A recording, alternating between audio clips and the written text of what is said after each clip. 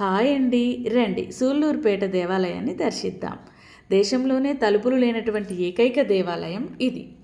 మీరు చూస్తున్న ఈ వృక్షం చెంగాలమ్మ వృక్షం, సూళ్ళూరుపేట గుడిలోని స్థల వృక్షం.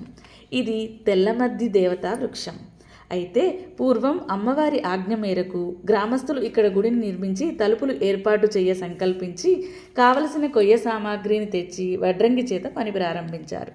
పని పూర్తయిన పిదప తలుపు చెక్కలు దేవాలయం వెనక ఉన్నటువంటి చెట్టు మొదట్లో నిలబెట్టి ప్రొద్దుగుంకటంతో వారి ఇండ్లకు వెళ్ళారు.